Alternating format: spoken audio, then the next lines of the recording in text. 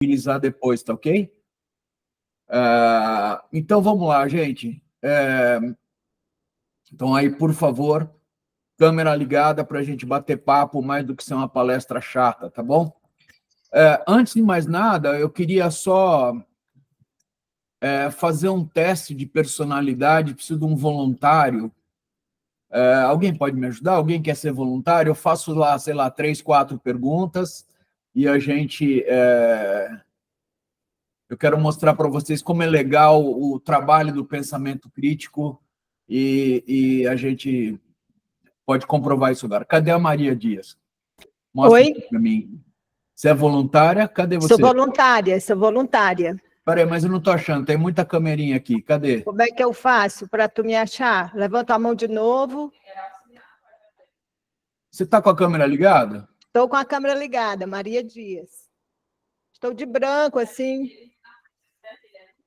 Oi. Eu estou vendo ela aqui para tá mim. Vendo, agora apareceu. Tudo Deixa bem, no Maria? layout escolhido destaque, que aí quem fala vai para frente. Vai pra... Tá bom. Valeu, Zimara, boa. Maria, você de que estado do Brasil você é? Do Ceará. Tá, olha o encadeamento, tá? Você nasceu e morou aí? Eu nasci em Sobral e hoje eu moro em Fortaleza, mas no mesmo estado. Tá. Você sabe o seu signo? Sim, Gêmeos. Gêmeos. Você sabe seu ascendente? Não. Ah, tá. Então complica um pouco. Sem precisar dizer o ano, que mês do ano você... Sem precisar dizer o ano, que mês do ano você nasceu? Maio, dia 29. Tá. Você é casada ou solteira? Sou casada. Tá. Acho que já dá para fazer aqui umas... Nós temos um método aqui muito legal, mas aí talvez eu precisasse do seguinte. Você gosta de ler? Gosto. Tá. Você gosta de música? Muito. Tá. Qual é o gênero de musical que você mais gosta? MPB. Tá. Você gosta de viajar? Muito. Tá. Deixa eu ver, eu vou fazer uma... assim, é muito sujeito a erro, tá? E eu não tenho muito bem essa técnica, mas eu quero que você me diga se mais ou menos bate isso aqui que eu vou te falar agora. Tá? Você tem uma necessidade de ser querida e admirada pelos outros, mas mesmo assim você é uma pessoa que faz muito crítica para você mesmo. Você possui certas fraquezas de personalidade que só você sabe, mas, no geral, você consegue compensar essas fraquezas. Você tem uma capacidade não utilizada que você ainda não teve tempo de usar a seu favor, mas você sabe o teu valor. Você é disciplinada, tem autocontrole, você tende a se preocupar e ser inseguro por dentro. Às vezes você tem dúvida se tomou a decisão certa ou se fez a coisa certa. Você prefere certas mudanças e variedade e fica insatisfeito com restrições e limitações. Você tem orgulho de ser um pensador não vou continuar. Gente, o que eu quero mostrar aqui é que esse aqui é um exemplo, e nós vamos ver o exemplo de um viés comportamental, onde a gente precisa aprender a se defender dessas coisas. Qual que é a ideia do pensamento crítico? Esse aqui é um dos vários exemplos que eu vou dar aqui, de coisas comportamentais e intelectuais que a gente tem, porque a gente não está habituado a pensar de maneira crítica. Tá? Qual que é o objetivo aqui? Isso aqui é uma brincadeira que, às vezes, por exemplo, quando você... Olha só, deixa eu, antes de continuar, fazer aqui um aviso, né? Às vezes eu vou mencionar como, por exemplo, o horóscopo. Eu não tenho nada contra as pessoas que produzem os horóscopos, eu não tenho nada contra as pessoas que acreditam no horóscopo, as que leem horóscopo só para se divertir ou para orientar suas decisões, eu não tenho nada contra isso. Mas eu peço a vocês que entendam que alguns desses exemplos que eu vou dar mexem com essas coisas que podem ou não ser polêmicas. E aí eu peço que a gente não vá pelo lado polêmico, tá? Não tem nenhuma crítica implícita minha, e acho que de ninguém aqui, né? Então, não há... Por favor, né? Se a gente mencionar uma fonte de confusão intelectual e cognitiva, que seja algo da sua crença política, religiosa, espiritual, comportamental, não se trata de nenhum ataque direto ao que cada um aqui, tá? Então, estou pegando o exemplo do horóscopo, que é ótimo. O horóscopo, a maioria deles, deve ter gente que faz isso com seriedade, ok, mas a maioria deles sabe pregar, usar essas frases genéricas que se aplicam a qualquer um, né? Se não fosse isso, como é que daria para escrever um horóscopo no jornal, né? Como é que dá para escrever só com 12 versões cobrir a população toda, tá? Então, o que eu pretendo aqui hoje? Fazer uma introdução ao pensamento crítico, tá? Aí eu queria definir na primeira página lá, Fábio, o que é uma definição formal assim, de pensamento crítico. Vamos lá, Fábio, botar os slides? Tudo bem? Estamos de acordo? Vamos polemizar um pouquinho no campo das ideias, no respeito e tal, porque pode parecer situação assim, ok?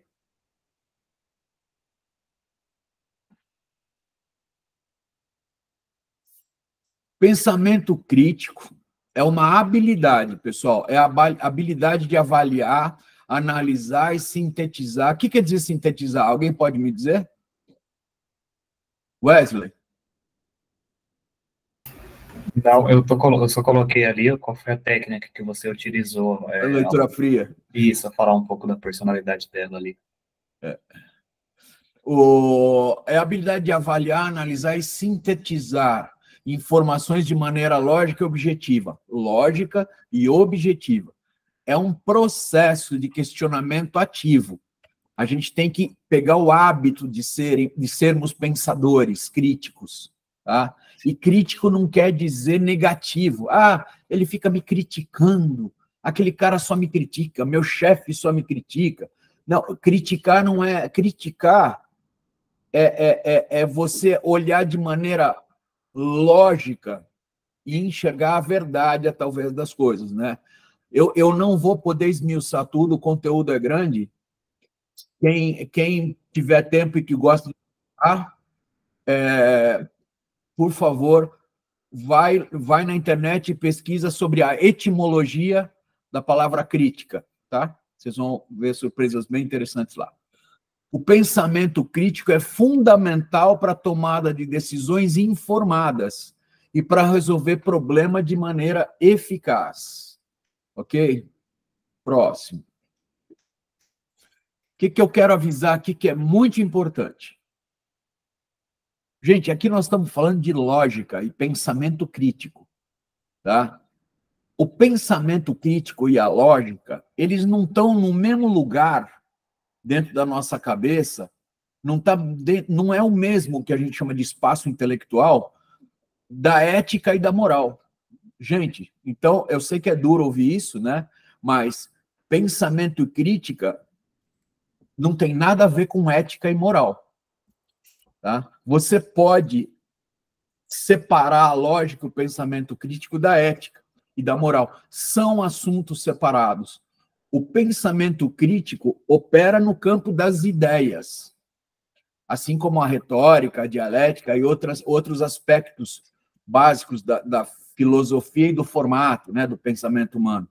E as conclusões que a gente chega com lógica e com pensamento crítico leva para o campo das ações. Se as coisas são éticas ou moralmente aceitáveis, é uma outra discussão, mas é uma discussão paralela. Não é a mesma coisa, ok? Tanto é que a gente, muitas vezes, pode tomar uma decisão moralmente errada, mas logicamente correta.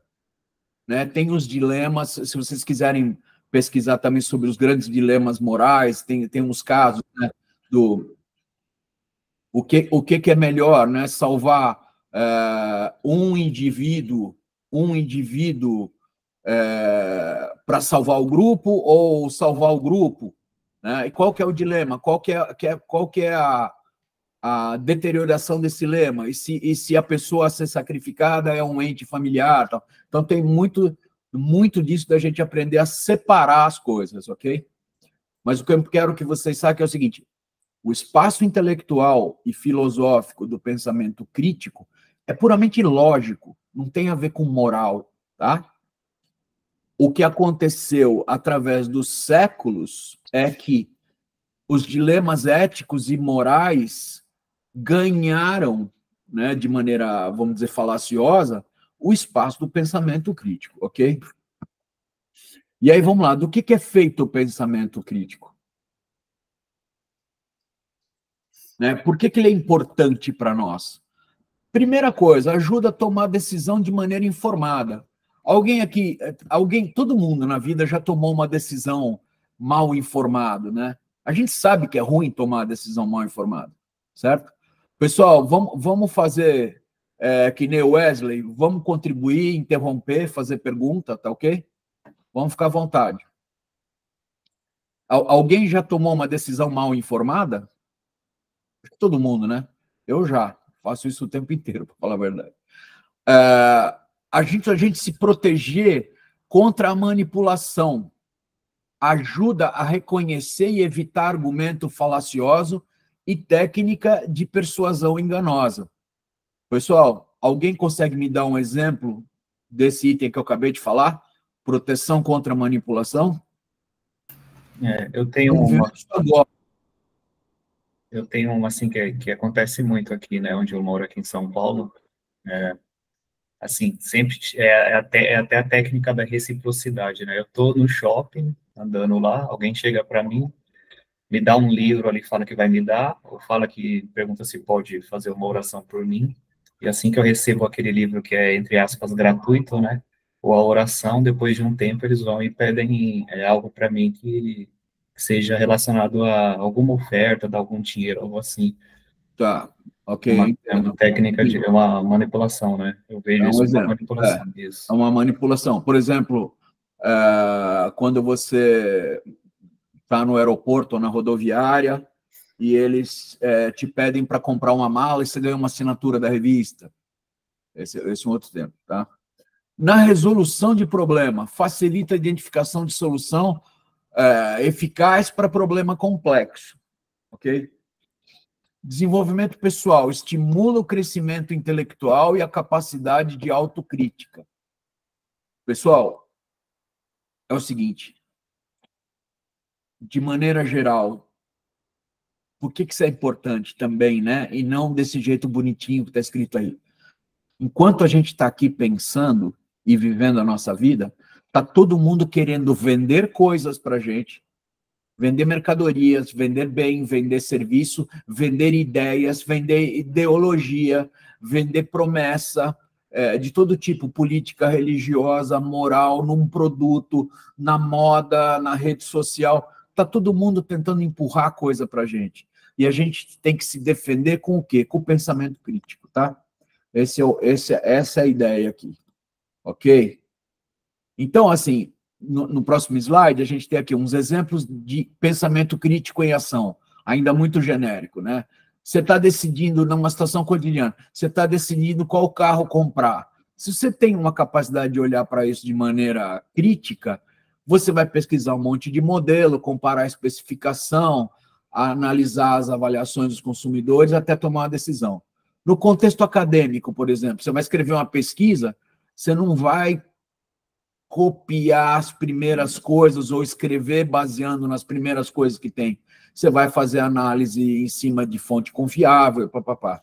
No ambiente de trabalho, numa reunião, numa situação de projeto, você questiona a viabilidade de uma nova coisa que está acontecendo, analisando o dado fornecido e sugerindo alternativa baseada em evidência sólida. Pessoal, evidência sólida é uma das palavras-chave aqui, ok?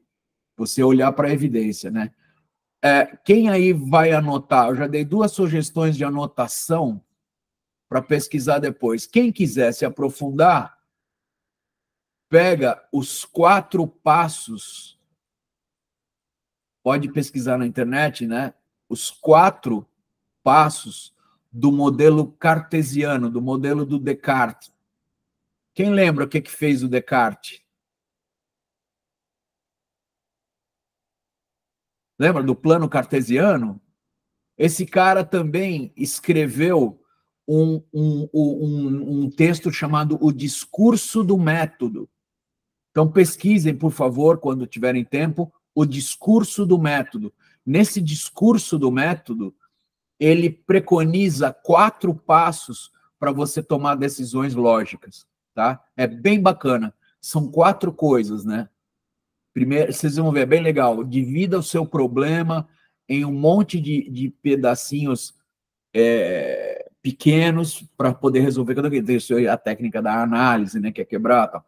Vocês vão ver, é bem interessante, tá? Então, quem quiser anotar aí, gente, ó, vai atrás, tá? Discurso do Método, do Descartes. Tem mais alguma coisa famosa que o Descartes falou ou fez?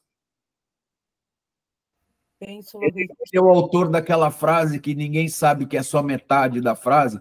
Alguém já ouviu falar de cogito ergo sum? Penso, logo existo. Penso, logo existo. Isso. Para falar a verdade, essa frase inteira, ela já é bacana do jeito que ela é, mas ela inteira, ela é duvido, ou seja, tenho dúvidas, penso e logo existo, tá? Não é só penso, logo existo, é duvido, penso e logo existo, tá?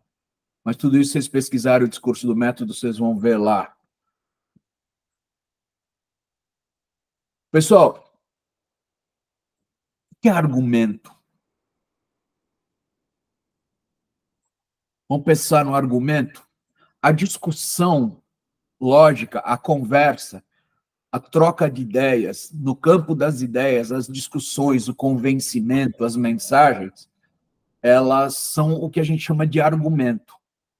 Argumento não é só o que eu tenho a dizer. Originalmente, a palavra argumento quer dizer a discussão toda, tá? Um argumento é um conjunto de declarações ou proposições, né?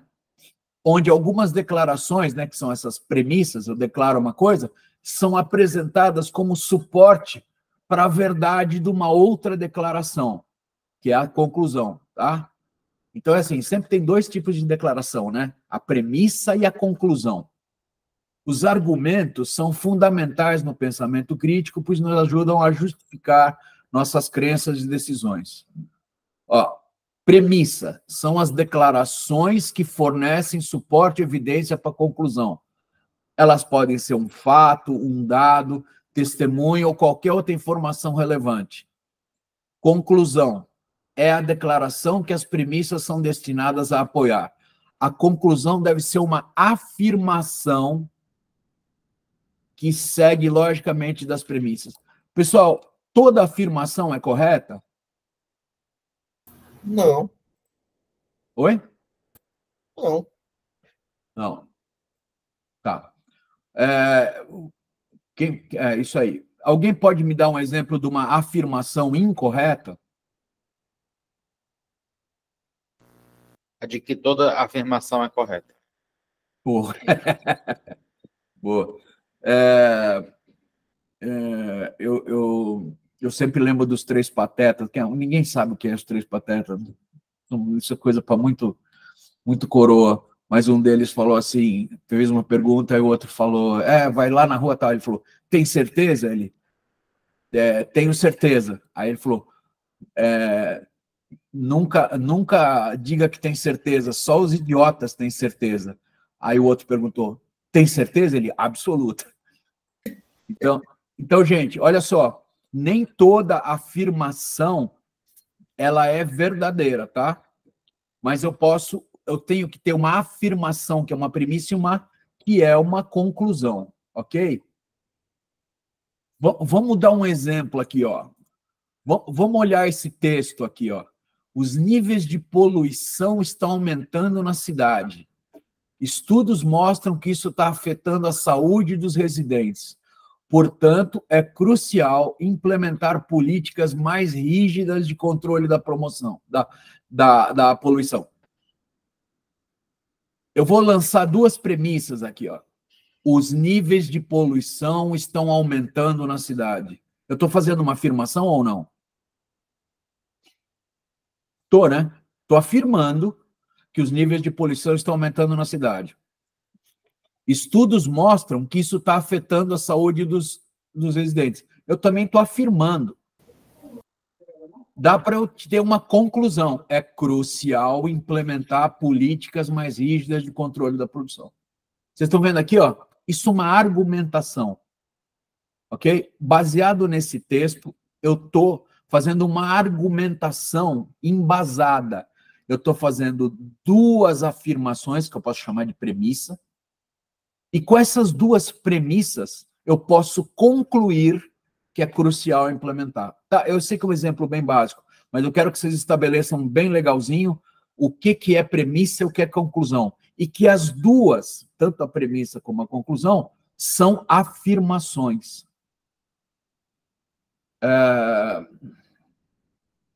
Vou fazer uma pausinha falando sobre afirmação.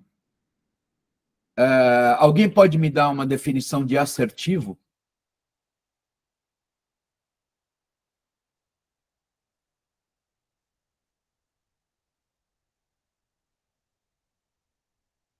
O que quer dizer o quê? O que quer dizer assertivo, Iago? Nara? Stewart? Dá um exemplo de uso da palavra assertivo.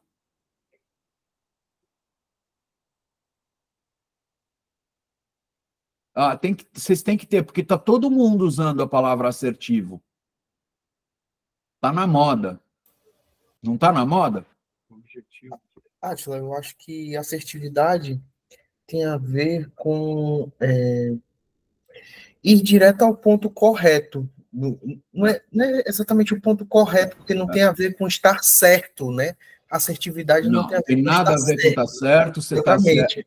O pessoal está usando a palavra assertivo para falar que está certo, alguma coisa está... eu preciso pegar mais dados para dar uma conclusão assertiva. Não. Assertivo e assertividade é com 2 S's, não é nem a mesma raiz de palavra. Acerto é com C, tá?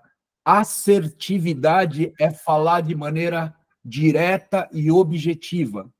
Então, essas premissas que eu falo e a conclusão são asserções, são frases assertivas, com 2 S's, quer dizer, é uma frase, tá? Está chovendo, isso é uma frase assertiva. Eu vou direto ao ponto, eu faço uma frase que vai direto ao ponto. Não confundam assertividade com a capacidade ou a qualidade de acertar, tá? É mais um sinônimo para afirmação, tá? O fato de você ser assertivo não é estar certo, é ser afirmativo, ok? Então, sempre que vocês virem alguém falando que está na moda falar assertivo, pega um apito e apita. Fala, para de usar a palavra que está na moda. Ô, Átila. O Eduardo falando aqui. Eu acho que isso dá um bom exemplo, seria, por exemplo, previsão de tempo. Né? A pessoa fala assim, ó, vai chover hoje. Mas aí ela está sendo assertiva, né? Mas aí se realmente chove, né? Aí obrigado. Ótimo exemplo. O cara fala assim, vai chover hoje à tarde. Ele está sendo assertivo. Ele está fazendo uma afirmação. Mas ele pode errar, pode não chover. Uhum. Ótimo exemplo. Ouviram o coleguinha aqui, pessoal? Vamos pegar um outro exemplo, um outro discurso. Devemos investir mais em energias renováveis. Elas são mais sustentáveis e menos prejudiciais ao meio ambiente de combustíveis fósseis. Além disso, a longo prazo, são mais econômicas. A premissa aqui, 2 afirmações. Energias renováveis são mais sustentáveis e menos prejudiciais do que o combustível fóssil. A longo prazo, energias renováveis são mais econômicas. São 2 afirmações. Aí eu posso, com isso, fazer uma conclusão. Devemos investir mais em energia renovável. Ok? Alguma dúvida aqui? Alguma pergunta para a gente passar para o... Agora vamos ver quando a gente fala besteira ou não. Tudo bem?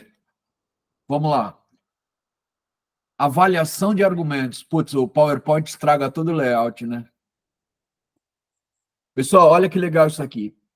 Basicamente, tem dois tipos de argumentos. Os dedutivos e os indutivos. Tá? Os dedutivos são aqueles onde, se as premissas são verdadeiras, a conclusão só pode ser verdadeira. A dedução é uma forma de raciocínio que vai do geral para o específico. Tá? O argumento indutivo é o contrário, é aquele onde a premissa fornece suporte, ajuda a gente a tirar uma conclusão, mas não garante a verdade, tá? A verdade absoluta dela. E é uma forma de ir do específico para o geral. Olha os dois exemplos. Todos os humanos são mortais. Premissa 2. Sócrates é humano. Conclusão, Sócrates é mortal. Tá, faz sentido isso aqui? Átila, isso é muito usado em técnicas de hipnose também, né? Quanto mais você vai falando algo antes que é verdade, aí a pessoa tende a receber aquela sugestão na terceira, dessa forma mesmo. Vai falando duas coisas que é verdade, automaticamente a terceira é verdade, teoricamente, né? Sim. Tem uma boa, viu, Átila? Oi? Eu tenho uma boa, das premissas e conclusão. Diga lá. Deus é amor. O amor é cego. O Stevie Wonder era cego. Logo, o Stevie Wonder era Deus. Tá. Isso é uma falácia estrutural, vou te mostrar depois, tá? Você deu um exemplo de falácia estrutural, vamos lembrar quando chegar lá. Gente, então é importante entender que quando um argumento, né, que é aquela listinha de premissas, né, que são afirmações, premissa, te permitem concluir a verdade, o caso da esquerda aqui é verdade, tá? Ela é dedutiva, ela te permite uma dedução verdadeira. Agora, quando é só indutivo, ele te induz a uma conclusão, mas não dá garantia de que é verdade.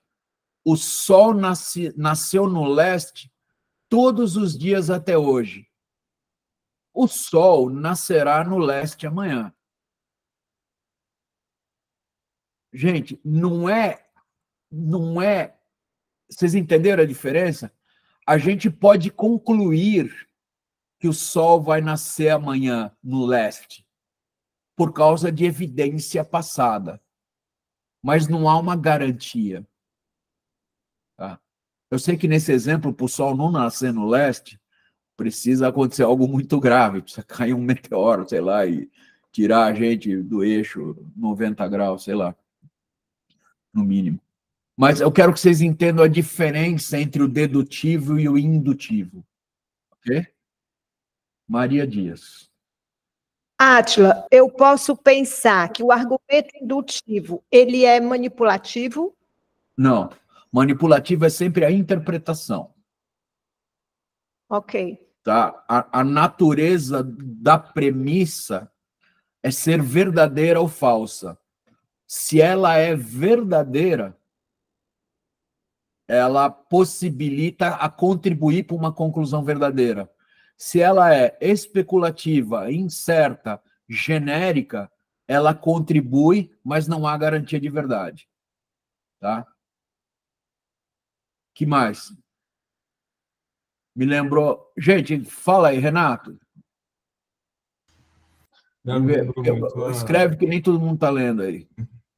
Me lembrou muito a tabela verdade, né? A gente tem lá a premissa, né? Modos tokens, modos pobres. A tabela verdade. Outra coisa boa para procurar na internet, né? O início, assim, lógica. Pessoal, uma dica para quem quer pesquisar coisas, pesquise sobre silogismos, tá? Ok?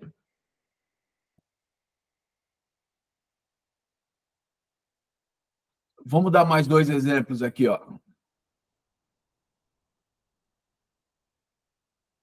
Todos os mamíferos têm coração. A baleia é um mamífero. A baleia tem coração. Todos os mamíferos têm coração. É verdade isso? É verdade. A baleia é um mamífero. Se essas duas coisas são verdades, a baleia tem coração, é uma verdade. Isso é uma dedução. Premissa 1, olha o lado direito. O corvo que vi ontem era preto. O corvo que vi hoje é preto. Conclusão, todos os corvos são pretos. Provavelmente, mas não tem garantia de verdade. Porque amanhã, se aparecer um corvo cinza, vai mostrar que essa conclusão não é verdadeira. É por quê, gente? Porque o corvo que vi ontem era preto. Você não sabe de todos os corvos. Tá? Perceberam? É a diferença entre deduzir e ter um modelo indutivo. Né? Induzir. Ó, lembra, já ouviram falar do induzir ao erro, induzir ao acerto? Não é provar certo ou provar que está errado, mas é levar a concluir, ok?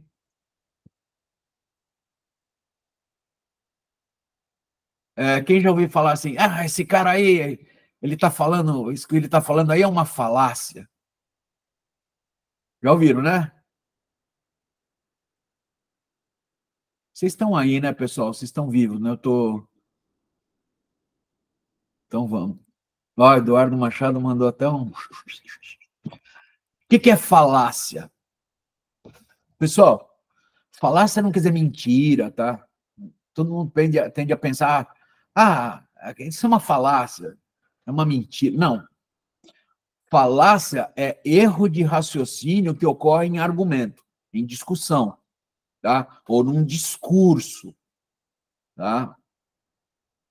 Elas podem ser enganosas porque muitas vezes elas parecem plausíveis, parecem fazer sentido, mas na verdade elas têm alguma lógica falha. Identificar falácia é crucial para a gente exercer pensamento crítico, pois nos ajuda a avaliar argumentos de maneira mais rigorosa. Ok? Qual que é a importância de reconhecer? Evitar erro de julgamento. Reconhecer falácia ajuda a gente a evitar ser persuadido por argumento falacioso. Melhorar. Alguém pode dar um exemplo de evitar erro de julgamento para não cair em argumento falacioso? Ó, eu vou dar um exemplo aqui. Eu não vou dar o exemplo, eu quero saber se me falam se isso é um argumento falacioso. Um discurso que tem argumentos falaciosos. Teve uma época que eu não morava aqui em São Paulo, eu morava numa cidade perto de São Paulo, no subúrbio de São Paulo, e eu morava numa chácara. E quando tinha eleição, tinha um candidato lá. A cidade é muito pequenininha, tem assim, tipo 30 mil habitantes, nada, não tem uma indústria, não tem turismo, a arrecadação é ruim, não é nada lá. Né? E ele prometia que ia ter metrô.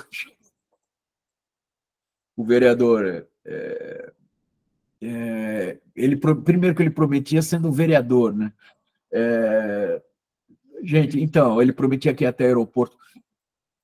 Não é essa falácia da mentira, mas o argumento dele é que ele conseguiria influenciar a verba do metrô para chegar até lá. Não vai acontecer, né? Não nos próximos 100 anos, entendeu?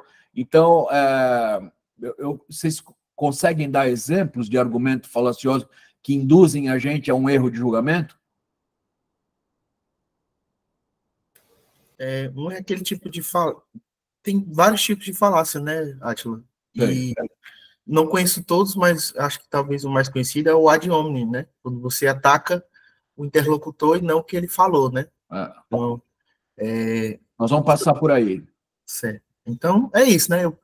Por exemplo, eu dou um exemplo. Eu acho maçã a melhor fruta.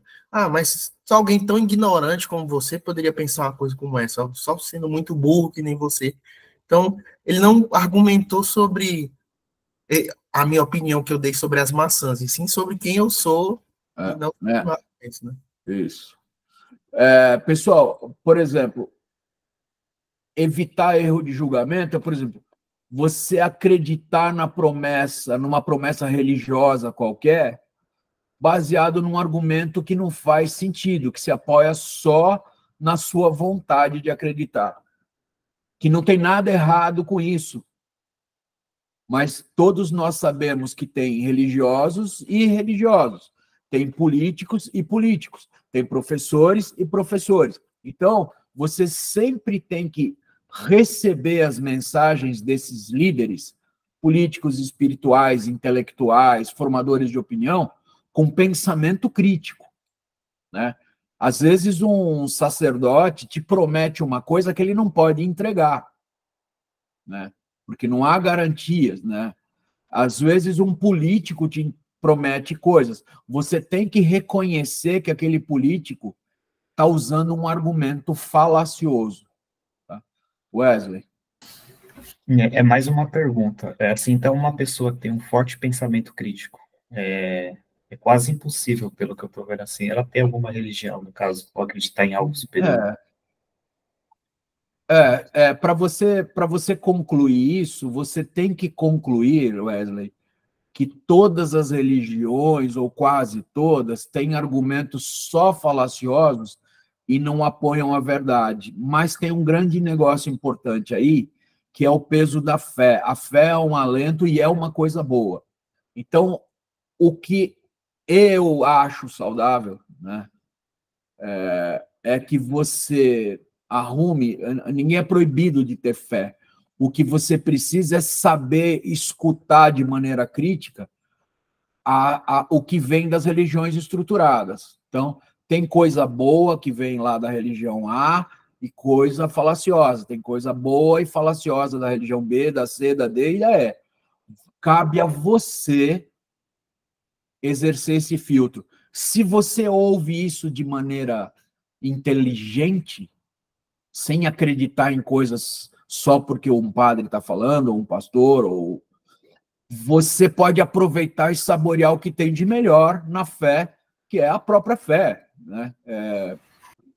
Aquilo, tem que ser filtro, não bucha, né? Isso. Você tem que, vamos lá, o padre está fazendo o papel dele, tá, pessoal? O político está fazendo o papel dele. Vamos lembrar que o pensamento crítico não opera no mesmo espaço intelectual da moral. Ele está fazendo a coisa dele. Você tem que fazer a sua. Sabe qual é a sua? Ouvir de maneira crítica.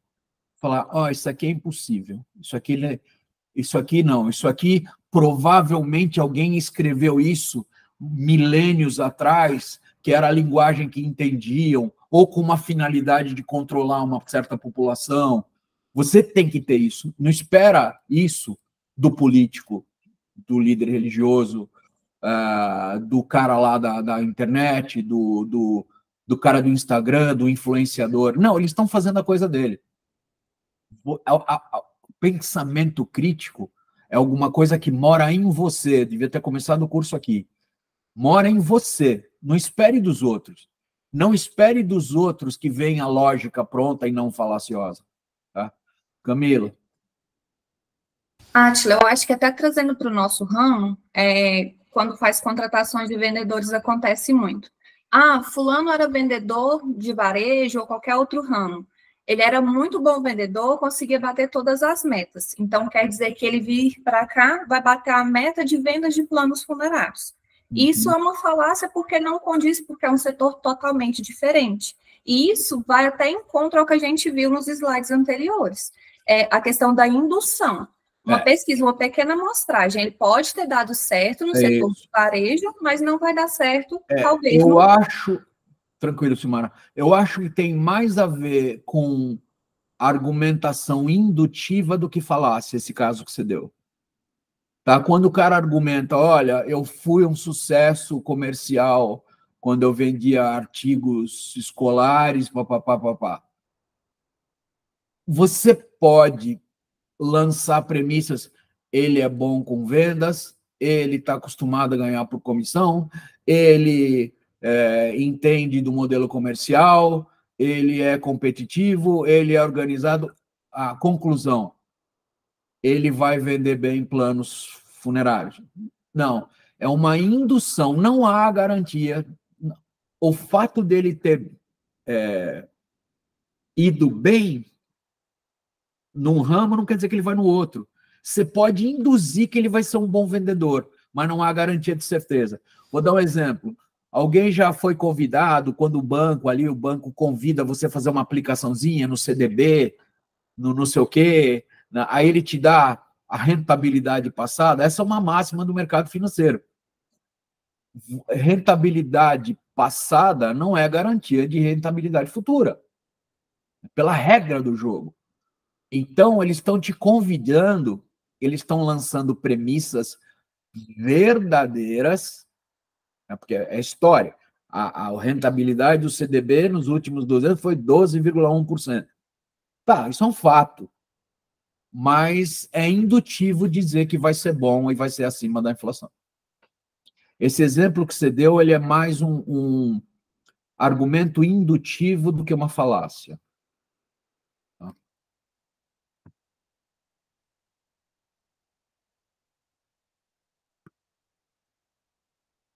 Agora,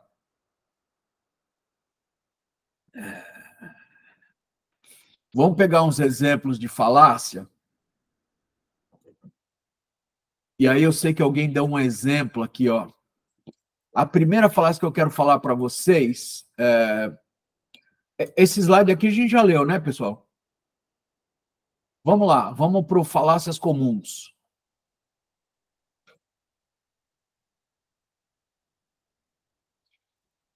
Premissa, ó, falácia formal. Essas são falácias na estrutura lógica do pensamento. Falácia do afirmar o consequente. Né? Eu pego uma coisa que pode acontecer por consequência de outra e afirmo. Premissa 1, se chover amanhã, a rua ficará molhada. Ok, a rua está molhada. Conclusão, está chovendo. Não, isso é uma falácia estrutural. A minha lógica está errada. A rua pode estar molhada porque passou o caminhão da prefeitura jogando água para lavar a rua. Entenderam? Estevam, você pode dar aquele seu exemplo de falácia estrutural? Ou falácia formal? Deus é amor, o amor é cego, o Stevie Wonder também era cego, logo, Stevie Wonder era Deus. Stevie Wonder... entendeu? Quem tá aí, a lógica tá estapafúrdia, né? Tá maluca, tá zoada, né? Então, esse é um exemplo que tem um erro na estrutura lógica. Vocês sacaram? Esse negócio do Esteban é uma brincadeira, mas é bem louco, um exagero de erro lógico. Mas aqui, ó, a rua... O cara pega assim, ó, se chove, a rua fica molhada. Essa é a consequência. A chuva fica molhada é a consequência. Aí eu pego e olho para a rua quando ela está molhada e assumo que é consequência da chuva. Tá? Esse é um erro formal, ok? Próximo exemplo. Ó, as falácias informais. Pessoal, informal não quer dizer que é casual, tá? Que não tem a ver com a forma lógica, tá? Ad hominem, que foi o exemplo que o Cairo deu, que é um ataque pessoal. Você não pode confiar na opinião dele sobre política porque ele nunca terminou a faculdade. Uau! Isso é uma asneira, né? É uma tremenda burrice. Né? Eu quero... O cara está me falando lá, ele está me convencendo a ser um candidato, a escolher um candidato, aí eu quero atacar esse argumento dele, ó, isso aqui é um argumento, tá vendo? Aí eu quero atacar o argumento, em vez de atacar o argumento, eu ataco a pessoa. Gente, isso é muito comum no ambiente de trabalho, não é? Cadê as cabecinhas fazendo assim, pelo menos? Em vez de falar, cara, é muito comum no ambiente de trabalho. O cara não consegue lidar com você no campo das ideias, ele liga nos atributos humanos ou comportamentais, às vezes físicos, né? Então ele ataca a pessoa. Outra coisa, E, bom, vamos combinar que falácia informal ad hominem é sacanagem, é malandragem. É um recurso, vamos dizer, moralmente baixo, tá? Lembra que eu falo toda hora, né, que lógica e pensamento crítico não está no mesmo campo intelectual da moral e da ética. Olha só, eu estou sendo analítico aqui e falando assim, ó, Fábio, você não está aceitando o que eu quero te dizer aqui sobre arquitetura de software, porque eu nunca escrevi software para o ramo funerário, mas eu estou qualificado para falar do que eu sei. Aí o Fábio fala assim, o Fábio me ataca e fala, mas você nunca escreveu RP funerário. Então ele está me atacando, ou atacando a minha experiência, para destruir o meu argumento, ok? Isso é um tipo de falácia. Oi? No campo da moral e da ética, isso a gente poderia denominar ou chamar de assédio, né? Basicamente. Sim, esse exemplo, não. Mas o exemplo que fala assim, esse exemplo, ó, ele nunca terminou a faculdade, eu estou assediando a pessoa. Com certeza.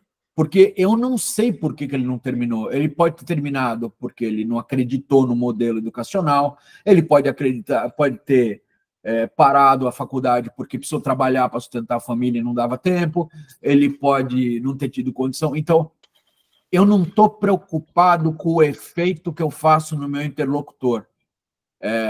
Eu estou preocupado no efeito que eu faço com a audiência.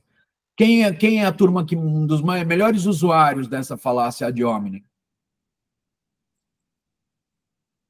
Os políticos, gente. Vê esses debates, eles não, o cara não ataca ele não ataca o projeto do cara, ele ataca o cara. Joga cadeira, né? Vocês viram o que aconteceu aqui em São Paulo? Alguém que não é de São Paulo viu que ontem um candidato, um ataca o outro, né? Que eu não sei o que é covarde, que eu não sei o que. Aí ele levantou e deu com a cadeira nas costas do candidato em televisão ao vivo. Sensacional. Apelo à emoção. Se você não adotar esse cachorrinho, ele será deixado na rua e morrerá de fome. Portanto, você deve adotá-lo. Pessoal, vamos separar a moral e a ética do pensamento crítico?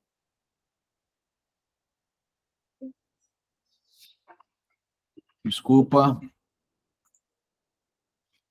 Vamos separar. Olha só. Olha só. Exemplo aqui do apelo à emoção. Se você não adotar esse cachorrinho, ele será deixado na rua e morrerá de fome. Onde está a falácia aqui? Primeiro, eu não sou a única pessoa que vai salvar esse cachorro. Todo mundo é candidato a salvar esse cachorrinho. Mas o meu interlocutor aqui está usando o apelo à emoção, dizendo que eu sou a solução. Então, isso é falacioso. Tá? Pode ser que, se eu não adotar, ele vai ser deixado na rua, mas não vai morrer de fome, porque a próxima pessoa vai adotar. Tá? Então, tem falácia aqui, argumento baseado em apelo à razão, somente em muitos níveis aqui. Tá? Então, o que eu quero que a gente esteja pronto é assim, ó. Tô na internet, tô lá, aí vem assim, pessoal, vamos adotar, precisamos de R$1 para... Pessoal, eu não quero que vocês não deem o dinheiro para a ONG que fala do cachorrinho. Pode dar o dinheiro para a ONG, é para dar, é bacana ajudar o cachorrinho. Mas quando a ONG fala assim, precisamos do seu dinheiro, nossos bichinhos vão morrer de fome, papapá, não quer dizer que eles são desonestos. Mas vocês, como intelectuais, pensadores, têm que saber que aquela ONG, que é bacana, que vai cuidar do cachorrinho, ela está usando o apelo à emoção, que é um argumento falacioso. Quando a gente descobre isso na ONG da nossa preferência, na igreja da nossa preferência, a gente consegue gostar de verdade da igreja, porque a gente sabe as limitações, a gente separa o campo da moral do campo da lógica. A ONG do cachorrinho pode ser muito legal e fazer bem para muito cachorrinho, mas você, como pensador crítico, olha para aquilo silenciosamente, para o teu pensamento e fala, eu vou ajudar, mas eu reconheço uma falácia do apelo à emoção quando eu estou na frente de uma. Esse tipo de ganho que eu quero que vocês tenham aqui. Não é para ficar briguento e ir lá na ONG e falar, olha, eu queria ajudar, mas vocês estão fazendo uma falácia, é uma falácia informal de apelo à emoção, e isso está errado. Tá... Não. Provavelmente vocês, olhando as coisas de maneira analítica, é um prazer meio solitário, a gente olhar para isso e pensar assim, olha que legal, eu estou reconhecendo uma falácia na fala do meu pastor, na fala do meu patrão, na fala do político que estão pedindo para eu votar. Eu reconheço. Voto se quero, vou na igreja se quero, faço bem, dou dinheiro para o cachorrinho, para a ONG, mas a gente sabe onde está e como estão usando as palavras para a gente, tá? Tudo bem? Nenhum convite à animosidade aqui. Eu não quero que vocês achem que... Eu quero que vocês enxerguem a falácia, tá? Espantalho. Meu oponente diz que precisamos cortar o orçamento militar. Claramente, ele quer deixar o país indefeso. Olha, fala de político. Fala de político. A maioria, imensa maioria da população não exercita o pensamento crítico. É por isso que quando fala assim, o meu oponente tem um pensamento baseado na esquerda e no modelo comunista. Claramente, se esse partido ganha, vão tomar a sua casa e o seu carro. Não, isso é uma falácia. Né? Eu estou apontando o mal, né? Por isso que fala eu não estou defendendo esquerda ou direita, né? Tem 1000 exemplos para o contrário. Por exemplo, tá vendo o outro candidato? Todo mundo não é isso. O que eu quero é que vocês reconheçam a falácia. Tá? Pensadores legais desde a Grécia Antiga estão estruturando isso aqui para a gente saber reconhecer. Tá?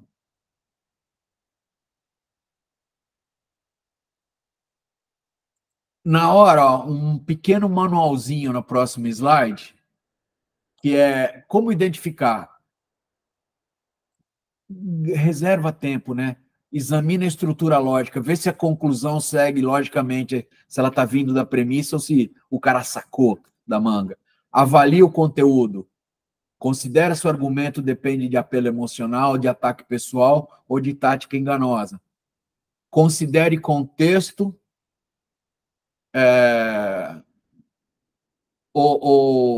considere contexto e evidência. Avalie se as premissas são baseadas em evidências sólidas e relevantes. Ok?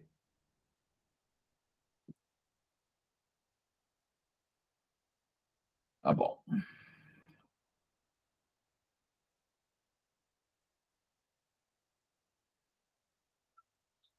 Ok. Pessoal, quem sabe o que é um viés cognitivo? Alguém já ouviu falar?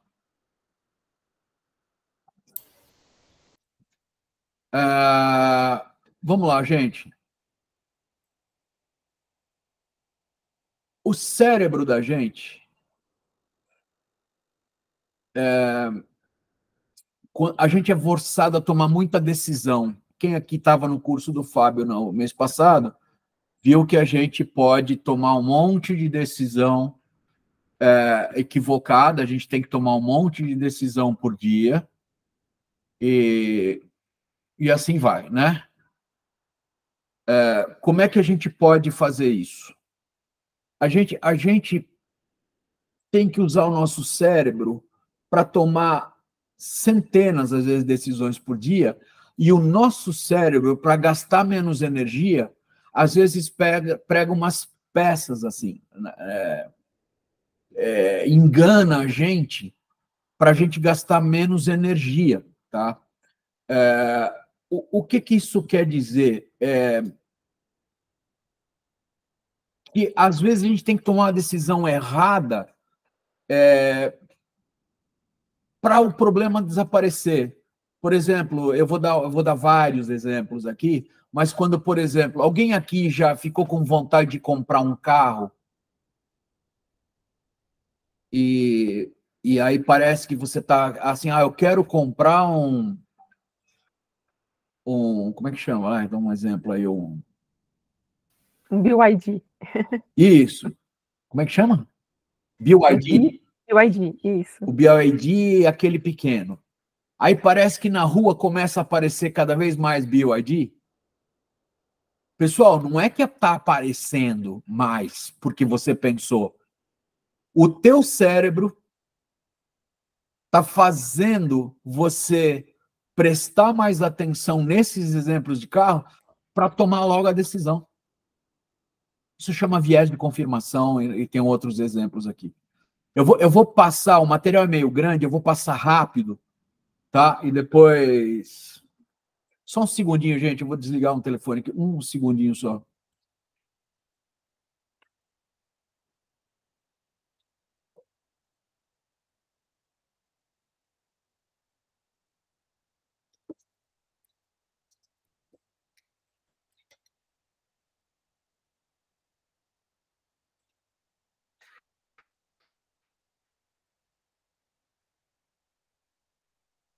Ok, pessoal, vamos pegar aqui uns exemplos, perdão, viu? Olha aqui, ó, os primeiros que eu quero falar. Existe um tal de viés da representatividade. Tá? Pode eu colocar ele, por favor, que é o próximo. Olha só que legal. Julgar erroneamente a probabilidade de algo com base em quão representativo ou similar em relação a algo conhecido. Exemplo, achar que uma pessoa é artista só porque ela está com o cabelo colorido e se veste de maneira excêntrica. Tem vários casos dele, né? A gente tem o estereótipo de que o mendigo não tem família, não tem instrução, o morador de rua não tem família, não tem nada. Aí você vai lá, conversa com o cara e você vê que ele está ali naquela situação, mas ele tem 2 faculdades, 3 pós-graduações e não sei o quê. Isso é o viés de representatividade. É o teu cérebro falando assim, esse cara é artista, ok? Esse cara é bicho grilo, sei lá. Conservadorismo, chamado viés bayesiano. Falhar em atualizar em crenças de acordo com novas evidências. Mantendo visões antigas. Exemplo, continuar acreditando que um medicamento é ineficaz, mesmo após novos estudos comprovarem a sua eficácia. Gente, esse negócio de atualizar a crença, eu vou me demorar um pouquinho mais nesse. Como é que tem sido a história da ciência? Isso não muda de agora, né, de setembro de 2024, a 5.000 anos antes de Cristo, ou sei lá quando. O processo científico é de aproximação sucessiva ao certo. Então, 100 anos atrás, quando o cara estava com anemia ou estava com alguma doença lá, eles colavam sanguessuga. Tá? E não era a crendice popular que colava sanguessuga na pele para mexer com a composição sanguínea. Eram os médicos que faziam isso, porque a medicina estava indo até aquele ponto. A ciência sempre dá um novo passo. Tá? Vamos lembrar o seguinte, no começo da Covid, foi aquele desespero e se sabia muito pouco. Os cientistas sabiam que era pelo ar, mas ninguém sabia se era conversando, ou se era numa sala grande, ou se era na rua, na mesma calçada, a 50 metros. Ninguém sabia. Então as pessoas ficavam em casa, porque não sabia se conversar a 1 palmo de distância ou a 10 metros era perigoso igual. Depois, mais pesquisa, 1 semana, 2, 3, depois da outra, descobriram que um mínimo de 3 metros já era seguro. Isto não quer dizer que a opinião de não ter contato a 10 ou 20 metros estava errada. Era o que se tinha até a época. Aí uma nova descoberta científica atualiza a outra. Tá? Então, esse é um exemplo. Por exemplo, quando saíram as vacinas, a gente tinha dúvida. Né? A gente tinha dúvida. Depois descobriram que a eficácia das vacinas tinha muito mais a ver com a doença ficar fraca do que não permitir a doença. É só um exemplo, porque é recente, né? Todo mundo se ajoelhou para essa doença no mundo inteiro, né? Esse negócio foi uma loucura. Gente, o que quer dizer o seguinte: o fato de a gente saber agora que a vacina não garante que você não pega a doença, mas ela vai enfraquecer a doença, não invalida o fato de que a vacina, antes de descobrirem isso, era uma ideia ruim ou a vacina era ruim. Então, esse é um exemplo, tá? Mas assim, você está chumbado numa verdade e ficar refratário.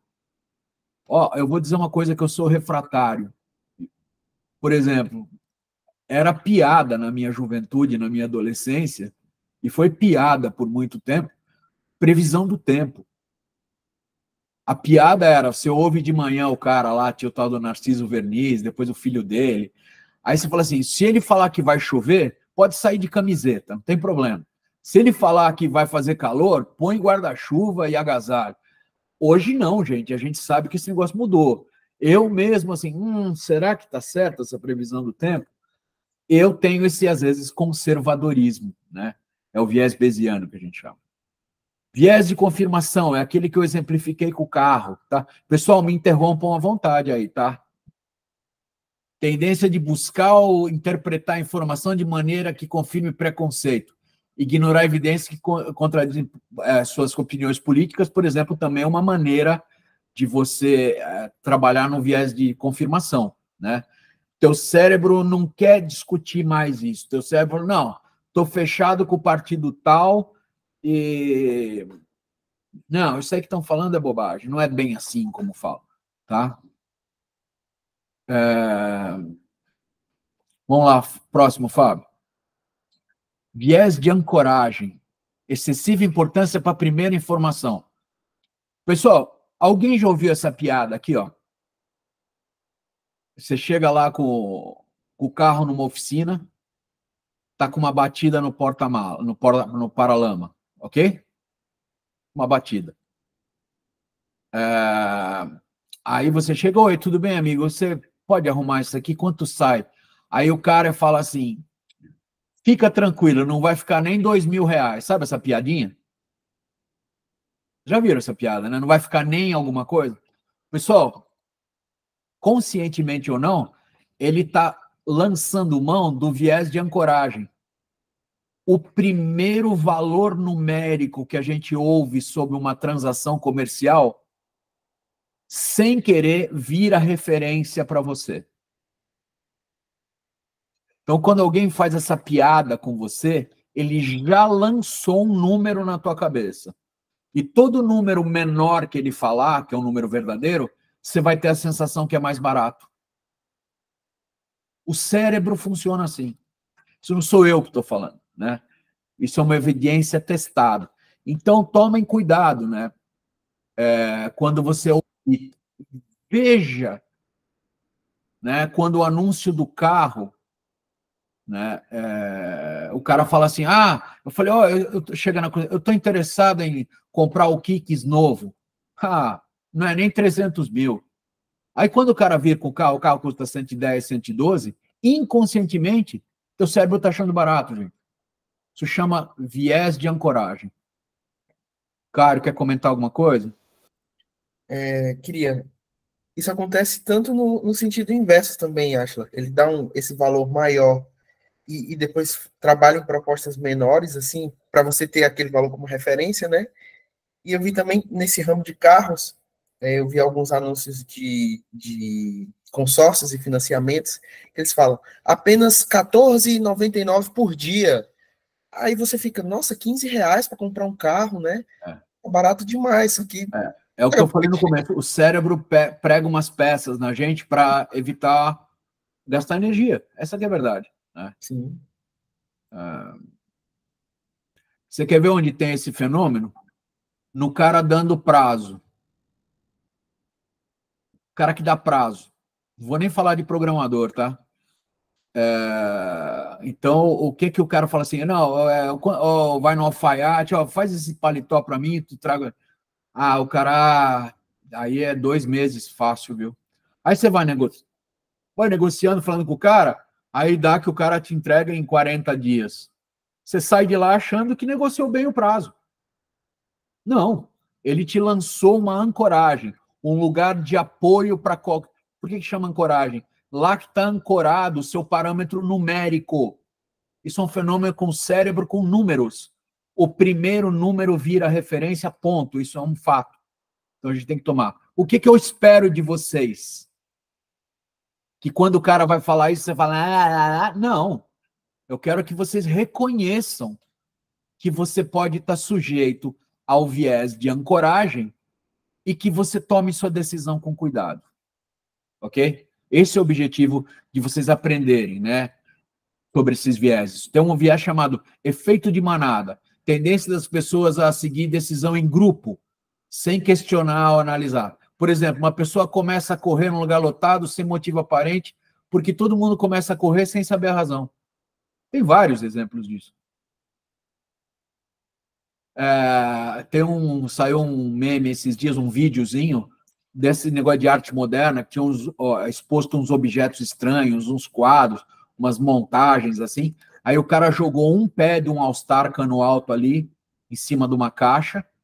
O cara, ele tirou o tênis dele, jogou lá, aí ele foi, pediu para um amigo começar a fotografar, começou a juntar gente, tratar o tênis como objeto de arte. É um efeito manado, tá? Nem vou falar para vocês, né? Eleição, coisas que estão na moda, né? Qual é o argumento do influenciador da internet? Pessoal, eu tenho 30 mil seguidores que estão comprando isso aqui e tal. É uma das coisas mais banais dos argumentos de marketing de vendas, né?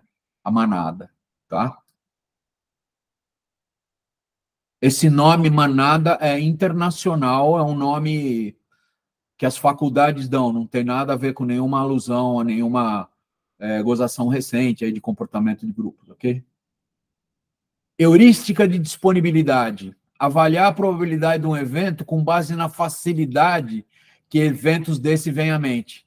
Por exemplo, superestimar o risco de acidente de avião após assistir às notícias recentes sobre queda de aeronave. Gente, quando cai uma...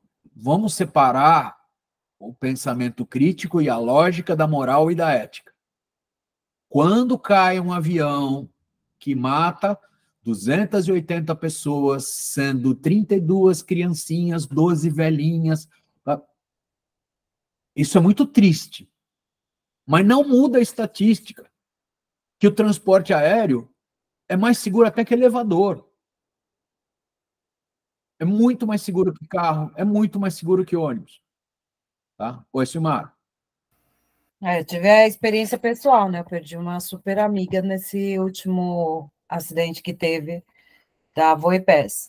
E aí todo mundo ficou falando mal da Voipes, eu fui pesquisar o histórico da empresa. Zero acidente. é a empresa mais longeva que tem no Brasil, que permaneceu com o mesmo dono, com a mesma equipe, e nunca tinha acontecido um acidente.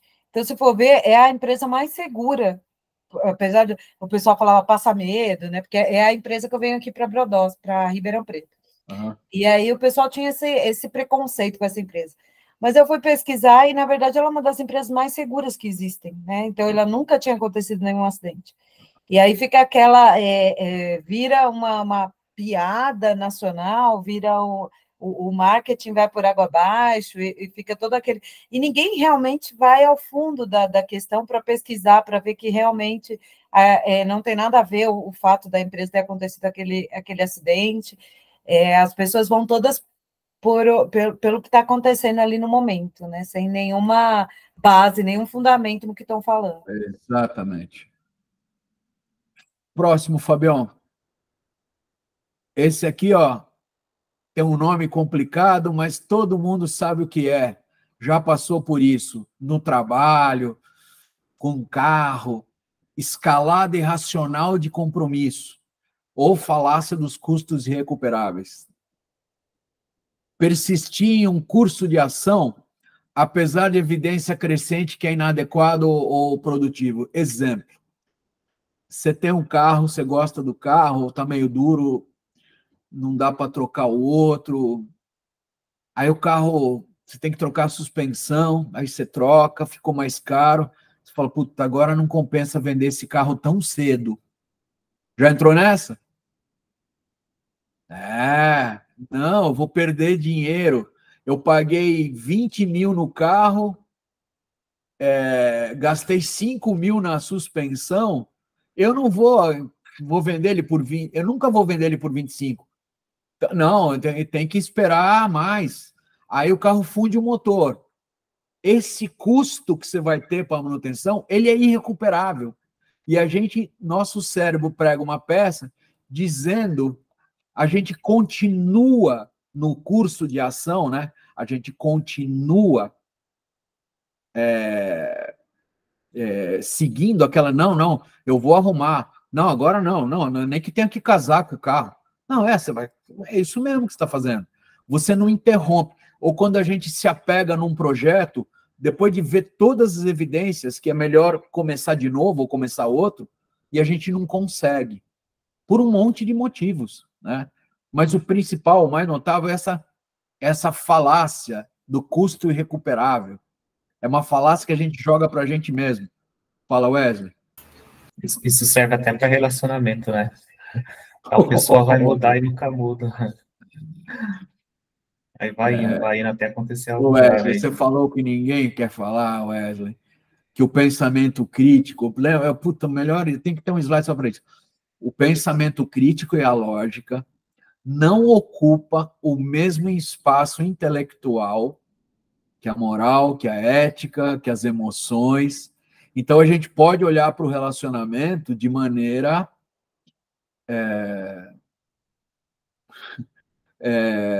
objetiva, né?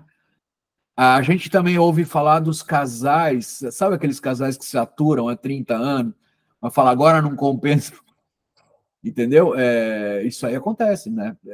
Só estou explorando mais aqui o exemplo do Wesley, que é muito corajoso de levar para o... Mas a gente tem que ter essa visão, tá?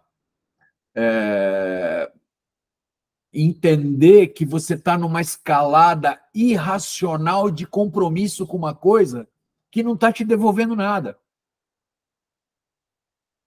Viés da crença.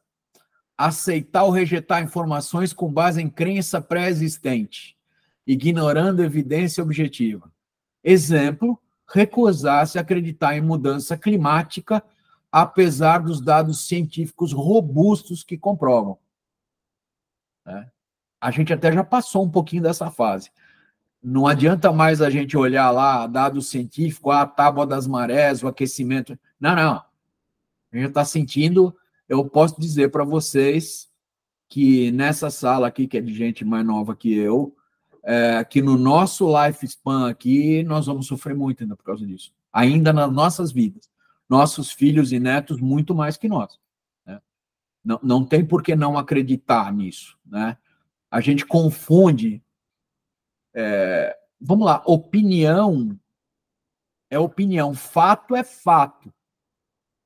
Né? O fato te permite uma dedução. Né? A crença te permite uma opinião. Né? Ah, não, eu acredito que a Mãe Terra vai cuidar da gente. Não, a Mãe Terra não quer saber de você. Não tem Mãe Terra. Né? A Mãe Terra está aí há quase 14 bilhões de anos, já sofreu eras glaciais, eras de aquecimento, a vida surge, a vida pode ir embora, né?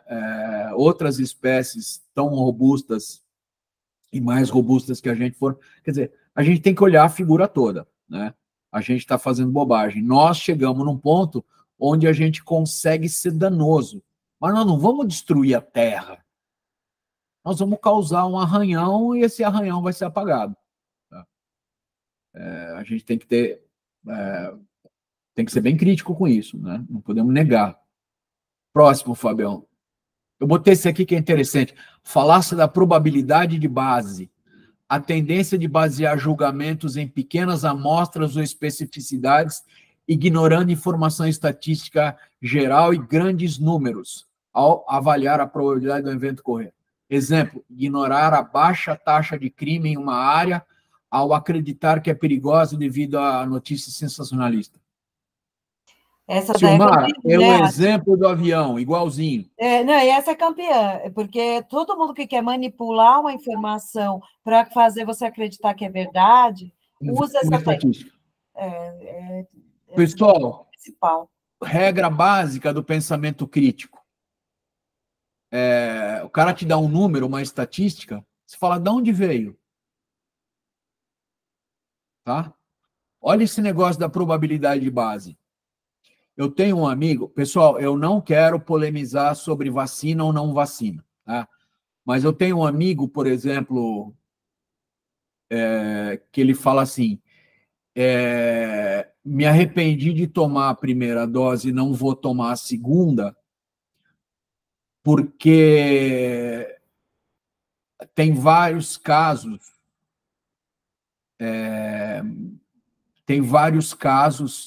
de AVC por causa da vacina. Aí, ó, a probabilidade base. Vamos dizer que os testes mostram que a vacina vai dar 0,001 de AVC. Vai mesmo. 0,001. Na população, vai dar centenas de milhares. Mas essas centenas de milhares, perto como amostra, perto da população, é um número não significativo. E aí a gente tende a pegar um numerinho e tirar a conclusão como se fosse um numerão. Peço a vocês que peguem os remédios, que se é que tomam algum, vai lá de novo, vê lá esse remédio, sei lá, um remédio, um analgésico. Você vai na bula, está escrito sonolência, sono excessivo, tremor na mão e dor de cabeça, por exemplo. Aí você vai lá, esse é o comum. Aí o raro e o muito raro. Morte súbita. Aí como é que você vai falar que Novalgina dá morte súbita, gente? Entendeu? Esse é o drama. A falácia da probabilidade. Para quem está curioso e quer fazer pesquisa depois, eu sugiro procurar na internet, no assunto estatística, a teoria ou comportamento dos grandes números. É um tópico de estatística que fala do comportamento dos grandes números. Tá? Tudo bem. Efeito da denominação, de botar nome.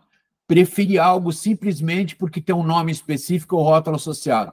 Exemplo, comprar um produto alimentício orgânico apenas porque está rotulado como orgânico.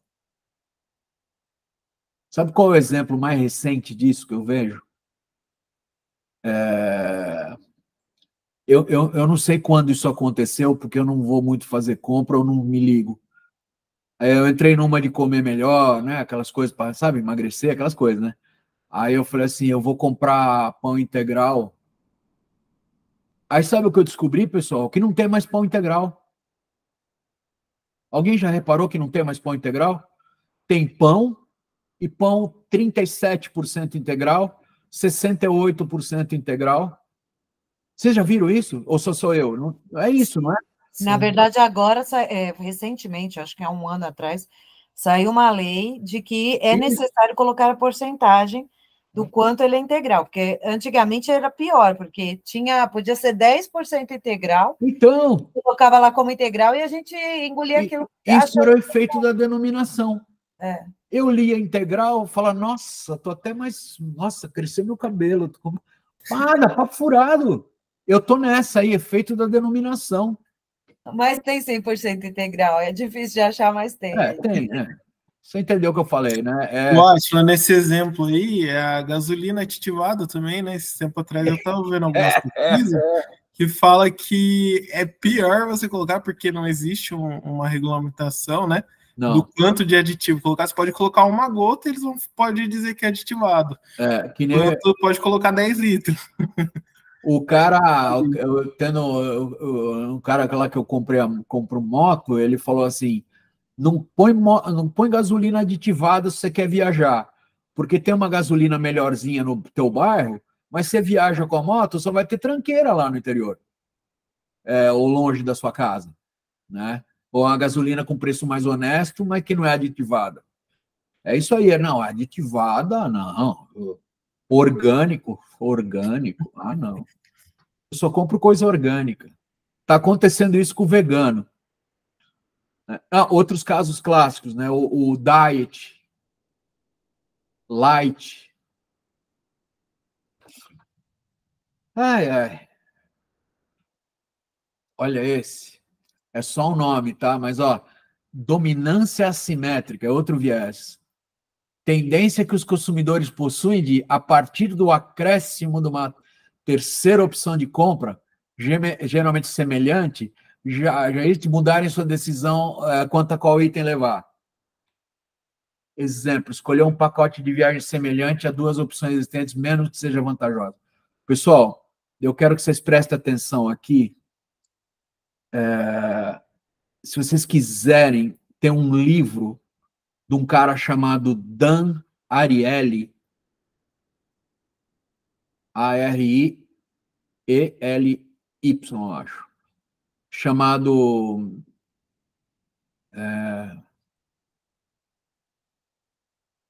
Previsivelmente Irracional, uma coisa assim, que ele fala sobre vieses e ele fala de como o marketing e as empresas de venda fazem a gente cair nessa dominância assimétrica.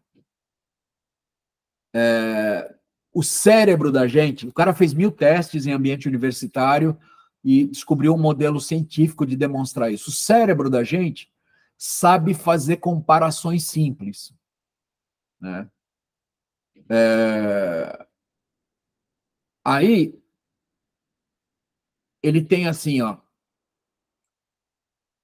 ele fez assim, ele criou, ele deu o exemplo, assinatura da revista Veja, só online, R$9. Só impressa, R$59. E impressa e online, R$62. Em vez de ele dar só as duas para a gente comparar, ele cria uma outra pertinho da que ele quer vender de verdade. Eu vou dar outro exemplo. Boa, Silmara. Silmara botou o link aí do livro. Esse livro é sensacional, gente. Tá? Esse cara virou o pai, sei lá, 15, 20 anos atrás, do que hoje essa coisa de estudos comportamentais, né? De ciências comportamentais. Ele explora muito isso aí. Eu vou dar um exemplo para vocês. Ele fez um teste na faculdade ele pegou lá as fotos de um monte de aluno bonito e aluna bonita, de outros anos, para não dar a mistura, né?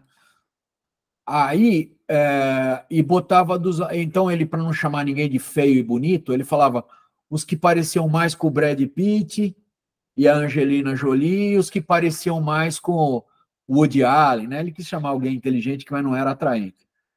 Aí ele fez um teste com quem você sairia para jantar se fosse convidado. Aí, assim, os bonitos ganharam de lavada. Aí ele pegou os bonitos e botou junto com os feios, mas aí ele editou o feio, aí ele editou o bonito para fazer quase sem perceber uma boquinha mais torta, um pouquinho estrábico, muito discreto. Então ele botou, em vez de duas opções, ele botou uma opção do feio e uma opção do cara modificado. Ok. Aí ele lançou uma opção perto da outra e uma longe. As coisas se concentraram mais no bonito modificado do que no bonito. E aí ele pegou e fez um outro teste, ele pegou o bonito e aí ele pegou o feio e deu uma embelezada. Qual foi a surpresa? O feio arrumadinho ganhou mais voto do que o bonito. O que prova o seguinte, diante de duas opções claramente diferentes, nosso cérebro opera fácil. Quando você bota uma terceira opção e bota o nosso cérebro, que é perto de uma das opções, o nosso cérebro se confunde e esquece a outra opção. O nosso cérebro ignora a opção distante e trabalha só em dois. Valeu, Inês, obrigado, viu? Eu que peço desculpa, eu demorei com o conteúdo aí. Então, pessoal, como que o pessoal... Eu que agradeço, Aline, obrigado. O que acontece com as agências de marketing? O que eles fazem? Eles criam opções para isolar a opção que eles não querem vender e criam opções perto do que ele quer vender. Por exemplo, um carro tem a versão básica, que eles são obrigados a anunciar pela lei, aí tem lá uma versão prata, ouro e uma platinum. Eles estão interessados em vender a platinum. Então, eles botam pouca diferença e vantagem entre duas e deixam a outra lá. Por quê? Porque o nosso, isso é uma afirmação que eu estou fazendo, foi testada não por mim, mas foi testada, o nosso cérebro, diante de alternativas sem simetria, ou seja, A e B, não, A, B e C, ou A, B e B linha, o nosso cérebro ignora uma das opções para economizar energia. Tá? Então, essa aqui é o... Esse exemplo aqui, ó, escolher um pacote de viagem, o cara fez uns testes, nesse livro tem o teste, que é um livro que ele mostra assim, você tinha uma opção, uma viagem para Roma com 3 dias de hospedagem, café da manhã incluso, por 1.000 euros, e uma Paris com 4 dias, café da manhã incluso, só por 2 dias, e hotel 4 estrelas em vez de 3. E custava 3.000 euros. O que ele faz para vender a que ele quer vender? Ele cria uma outra Paris com uma pequena diferença.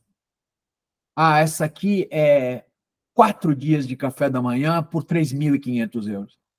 O cérebro da gente joga fora a opção Roma, fica só nas 2 Paris e compra a que ele quer vender, a mais barata. De verdade não é, entendeu? Isso tá. Então, o que eu quero que vocês... Eu quero que vocês e a gente aprenda a ver isso, enxergar isso na nossa frente. Tá? Pensamento crítico não é evitar. Wesley está mencionando o efeito contraste. Esse efeito da dominância assimétrica, né? É isso que eu tô falando. Isso. É a mesma coisa, só que cada um chama de uma forma, né? Esse tem um livro livro aí bom, que ele o também Wesley fala está sobre isso. mencionando. Pessoal, Dunning-Kruger, pessoas menos qualificadas tendem a superestimar suas habilidades em uma área, enquanto pessoas mais qualificadas podem subestimar suas habilidades. Sabe por quê? Esse Dunning provou que para uma pessoa saber suas limitações sobre um assunto, ele precisa manjar muito sobre aquele assunto. Quando eu sei pouco sobre música, eu toco lá 3 acordes, e eu toco lá um monte de musiquinha simples, eu me acho bom pra caramba. Porque eu sei tocar um monte de música. Mas como eu conheço só aqueles acordes, o julgamento que eu tenho sobre mim mesmo é de domínio sobre o assunto. Mas eu tô cego em não saber que tem 3.000 acordes. Então, a visão que um astro do rock, não estou falando mal do rock, hein, pessoal? Não estou falando mal de nenhum, nada. A visão que o cara tem sobre o domínio dele do assunto faz ele pensar que ele tem domínio total. E a teoria desse Dunning, que se associou com esse outro Kruger, que é outro psicólogo, ele falou o seguinte: para o cara saber quanto ele é ignorante num assunto, ele precisa manjar bem. Quanto mais ele manja do assunto, mais é precisa a avaliação dele. Então, por isso que quem manja pouco se acha muito. E acontece o inverso também, tá? Então, o que é isso, gente? É quando vocês olharem um candidato que se diz com domínio sobre determinada disciplina ou prática de vida, tal, vocês tomarem cuidado, que às vezes ele não está nem sendo desonesto, às vezes ele está sendo só equivocado sobre o alcance dele mesmo, tá?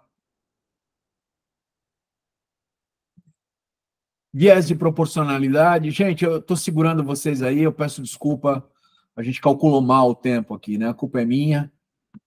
Mas só aqui, ó, tem mais alguns, nós vamos passar esse material para vocês. Viés de proporcionalidade. Acreditar que existem relações proporcionais simples entre variáveis relacionadas, ignorando nuance. Exemplo, supor que dobrar o tempo dedicado ao estudo resultará automaticamente o dobro de nota melhor, sem considerar outro fator como a qualidade do estudo, do sono, sei lá o que. Tá? Isso é fácil entender, né? Você acreditar que isso é possível não sendo, ok? Efeito do falso consenso. Superestimar a extensão de que outras pessoas concordam conosco. Exemplo, acreditar que a maioria das pessoas compartilha da mesma opinião política que você só porque o seu círculo social imediato concorda. Por exemplo, nossa, gente, mas quem ainda usa calça Saint-Tropez? Aqui a galera, toda a minha aqui só usa calça tal. Sei lá, entendeu? Você acreditar que a sua amostra representa um universo maior. Isso é um excelente exercício de pensamento crítico. Você olhar se o julgamento que você faz sobre uma coisa, sobre uma ação, tem a ver com a amostra que você enxerga. Tá?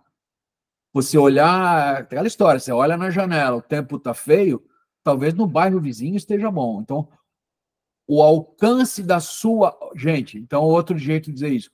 O alcance da sua observação e da sua exposição a coisas e valores não é um indicativo da verdade.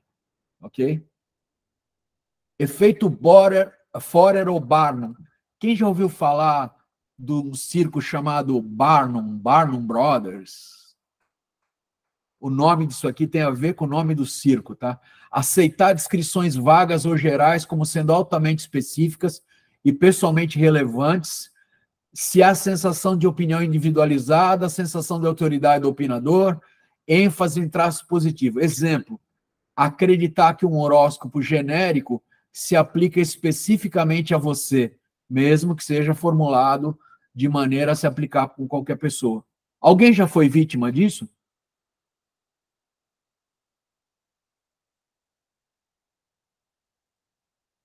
Eu já, mas tenho vergonha de falar. Acho que todo mundo, em alguma vez, né? Isso acontece muito assim. Às vezes, a gente está querendo ouvir algumas coisas, né? E a gente vai num lugar que você sente alento, porque ele está falando coisas que você nem sabe que você quer ouvir, né? Isso acontece muito com os políticos, né? Com as religiões, eles sempre falam o que você está precisando ouvir, né? Às vezes a gente ouve um político falar uma besteira e você fala, como é que um cara desse está falando isso? Gente, tenham em mente o seguinte, o político fala para o eleitorado dele. Ele é especialista em falar o que os eleitores dele querem ouvir. Então, não pense que por você achar absurdo o cara da direita ou da esquerda, tal, esse cara não tem eco em outra população. Tá? Esses caras são especialistas em falar o que as pessoas querem ouvir e sente alento, sente tranquilidade, tá? Isso vale para político e tal, mas também vale para coisas. Eu botei aqui um exemplo, gente, ó. Fábio, o próximo slide, por favor. Aquela brincadeira que eu fiz, né, que eu falei que eu ia... Cadê? Foi a Márcia? Ela tá aí ainda. Precisou sair. Eu falei, ó, tá vendo? Essa frase... Você vai numa, sei lá, vai na cartomante, ela te fala isso, nossa, eu tô vendo uma viagem. Todo mundo quer ouvir isso, né? Todo mundo quer ouvir essas coisas. E aqui tá tão genérico, tá? Valeu, Cairo, abraço. Esse Bertrand Forer, ele fez um monte, sabe o que ele pegou? Ele pegou uns 10 anos de jornal e foi pegando frase isolada do horóscopo e montando esses parágrafos, igual um desse que eu pus em vermelho. Esse é um que ele montou. E aí ele punha, e as pessoas davam nota quanto aquilo batia com ela. Olha as notas. Em média, as avaliações recebiam nota de 4,6. Mas somente depois de receber essas notas, o pessoal revelou que cada um tinha recebido o mesmo texto, montado com frases de diferentes horóscopos. Tá? Então, olha só, isso aqui, ó, gente, é 0 a 5, tá? Esse teste que ele fez. Aí todo mundo, não, nossa, é perfeito. Nossa, bateu comigo. Nossa, fui numa mulher, ela me falou uns negócios, sabe? Isso acontece muito, tá? O que eu peço? Maria falou alguma coisa? Cadê Maria? Átila, aí foi o que mais ou menos você fez comigo no começo de tudo, né? Foi exatamente, eu li esse texto em vermelho para você. De brincadeira, claro, né? Para mostrar que a gente ia falar sobre isso. O que eu quero? Eu quero que vocês parem de ir na cartomante, quero que parem de fazer constelação familiar, quero que parem de... Não, é legal, é divertido, é gostoso, pode ser bom. Eu não estou pedindo para quando vocês enxergarem esse viés, esse efeito, essa falácia, vocês enxerguem. Não quer dizer que não é legal, que não é divertido, que não vai fazer bem, tá? Isso vale para a vida social, para a vida religiosa, para a vida política, vale tudo. O que é o pensamento crítico?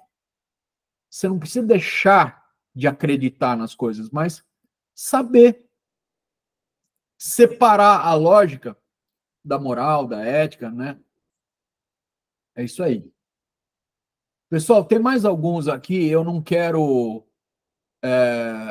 segurar mais vocês, eu tô segurando demais aqui, eu só queria, assim, nós vamos passar esse material para vocês, aí eu queria, Fábio, que você fosse para o slide 32,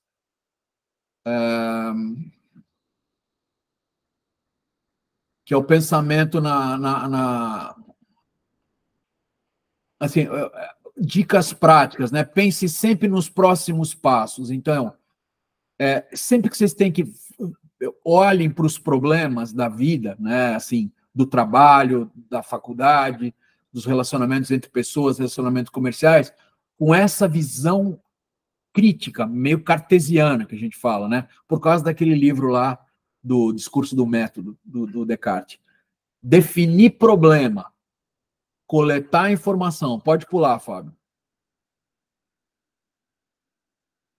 Mais um.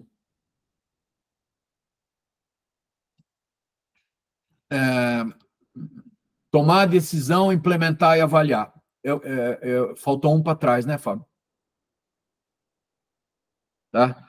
Analisar, propor a solução, tomar a decisão e implementar e avaliar. Sempre tenha em mente essas 6 coisas que vocês podem fazer. Sempre pensa nisso. Pode até anotar como uma colinha pessoal isso aí depois, tá? Uma outra coisa que eu queria mencionar é que desenvolver habilidade de pensamento crítico precisa de prática, tá? E aí eu menciono, queria que vocês... Fábio, vai naquele do questionamento socrático. Todo mundo ouviu falar no Sócrates, né? Super pensador grego, tal. Ele tinha um negócio, gente, o tal do questionamento socrático, que ele usava 2 técnicas, vocês podem pesquisar, né? A ironia de Sócrates e a maiêutica socrática, tá? Quem quiser anotar isso, é uma boa coisa para pesquisar. Ironia não é aquilo que a gente pensa hoje como ironia. Ironia é fazer uma coleção de perguntas, chama ironia socrástica isso, né? É lançar dúvida, né? Na conversa com a pessoa, com o teu interlocutor, lançar dúvidas e fazer perguntas de maneira a levar o teu oponente numa discussão a entender que a lógica dele está errada, né? Exemplo, perguntar o que você quer dizer com isso, como você chegou, essa é uma maneira, né? Pula para o próximo, que eu tenho um exemplo melhor aqui. Obrigado. Não, pulou. Ou eu que estou com o slide errado na cabeça, Fábio. Perdão.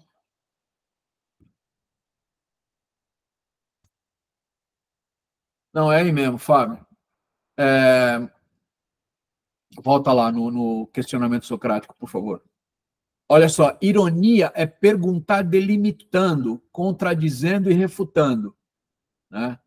E maiêutica é provocar o interlocutor no próprio encadeamento. Então, assim, quando você conversa com um cara falando assim, ó, então isso é o mesmo que dizer que tal. Então, com isso que você me falou, eu posso concluir que papapá, isso é a maiêutica, é você devolver, provocar conclusões numa conversa que o cara não está concluindo nada. Então, você usa maiêutica para fazer isso. Leiam sobre maiêutica, porque isso melhora muito a relação de trabalho. Se você conseguir gerar esses 2 tipos de interlocução, né, com ironia, não é ironia, você é sabido, hein, tô ligado. Não é essa ironia, por favor, é a ironia socrática, que é fazer pergunta para delimitar o cara e contradizer e refutar. É assim, não, ok, eu entendi, mas vamos falar só desse caso aqui no começo. Você acha que essa sua ideia está... Ok, não, esse aqui depois a gente vê. Então, você vai delimitando, refutando. Isso chama ironia socrática. Não vai confundir com ironia de sacanear o cara, tirar um sarrinho dele e ser irônico com ele. Essa palavra mudou de sentido através dos séculos. E o outro é ajudar o cara a concluir, delimitando o pensamento dele, mas fazendo com isso, com encadeamento de ideia. Isso é muito comum quando o teu interlocutor não está com encadeamento claro. Muitas vezes ele tem razão.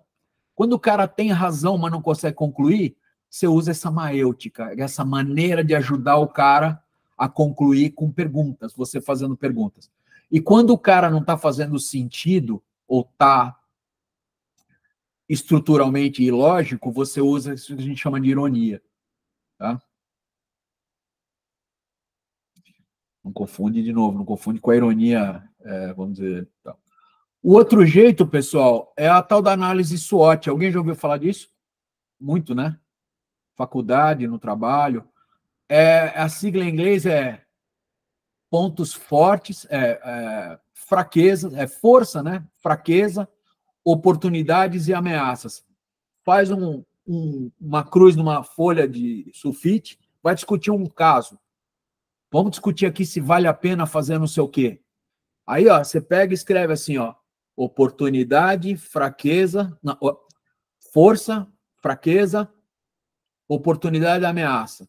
Escreve quais são as ameaças.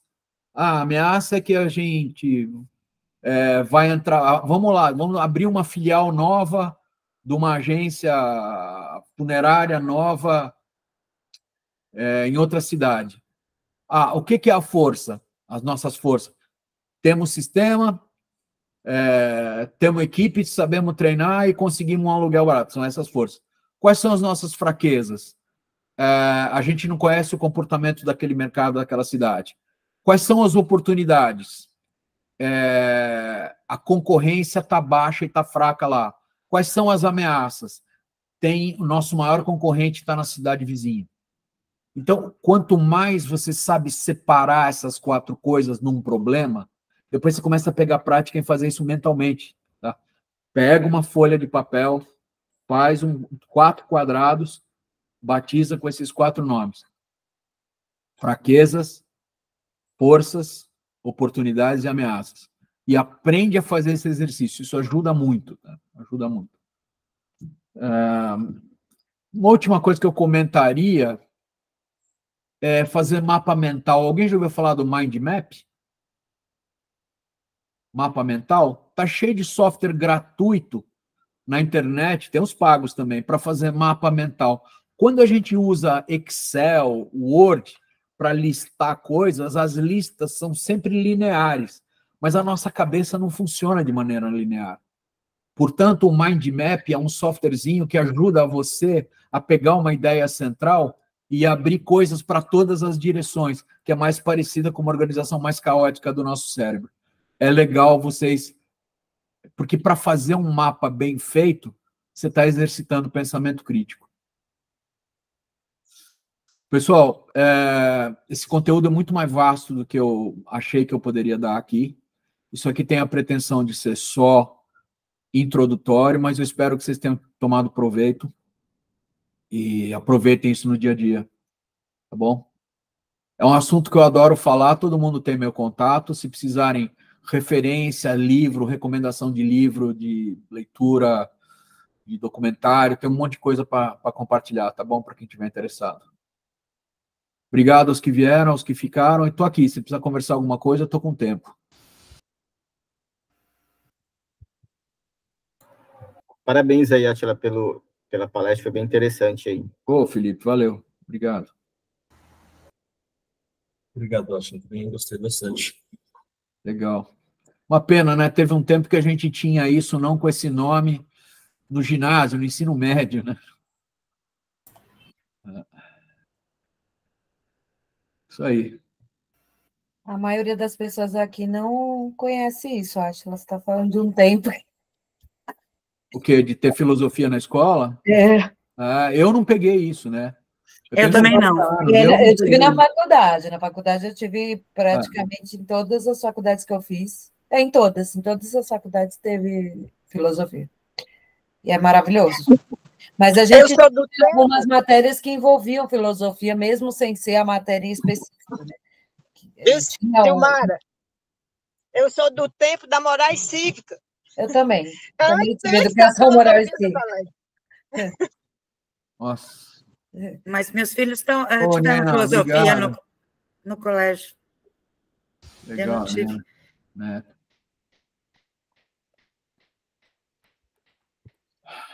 Então, obrigada, gente. Obrigado, gente. Tchau, tchau. Tchau.